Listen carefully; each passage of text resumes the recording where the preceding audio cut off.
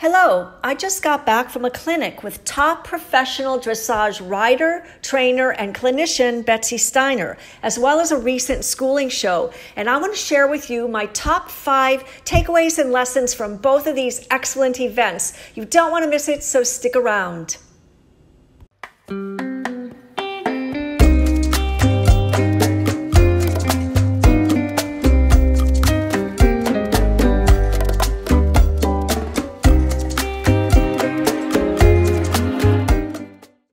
Takeaway number 1, I came back from the clinic with Betsy Steiner and a recent schooling show I went to with my straight Egyptian Arabian mare Pippa, more determined than ever to continue to make progress, to ride very proactively, to take advantage of every minute of every lesson and every moment that I'm with my horse and know that we are making real progress. I met my mare Pippa back in 2015. She was just 3 years old. She had not been started under saddle. I was really green, just coming back to riding after a very long time away from it. And that is the beginning of our story together.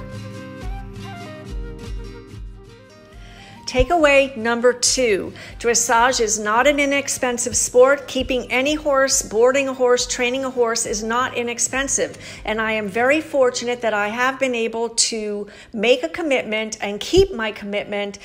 And I'm very grateful that I'm able to provide this for both myself and my horse, that we have been able to stay in ongoing dressage training since the end of 16. I don't take it for granted. I say I am grateful every single morning for the professional trainer and rider that I'm currently with, and I look forward to continuing as long as I possibly can.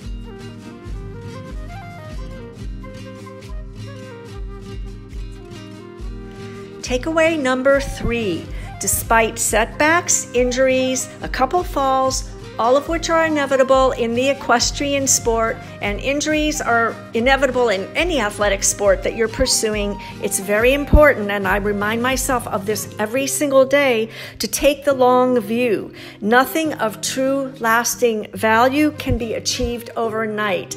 This is so true in dressage. It's true in every horse sport. It's important to keep this idea front and center.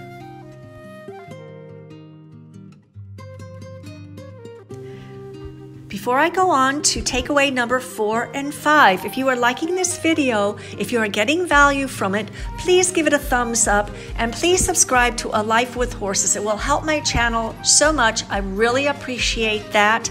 If you have any questions or comments, please feel free to leave them below. I will happily provide answers or research any topic you are interested in. Okay, let's continue.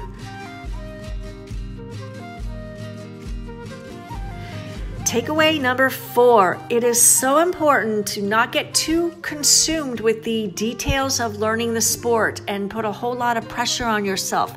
Always remember to find a time in the lesson to praise your horse and to praise yourself too.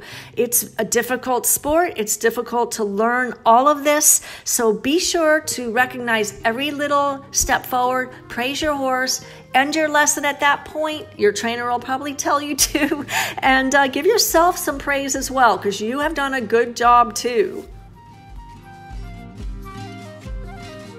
My last takeaway, number 5, savor the journey with your horse. Whether you own your horse, whether you lease, take lessons, go on trail rides, whatever relationship you have with your horse, with a horse, please savor the journey.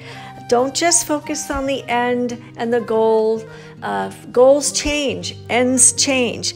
It's important to slow down, to breathe, to take notice of where we're at, of every moment, and really savor it. I think that way is the best way to have a great relationship with your horse or horses, no matter what you're doing, and to get full benefits for your whole life from it. Horses live in the moment. Animals live in the moment. Let's live in the moment too with our horses and enjoy the journey. So thank you so much for being here. Pippa and I really look forward to seeing you in the next video.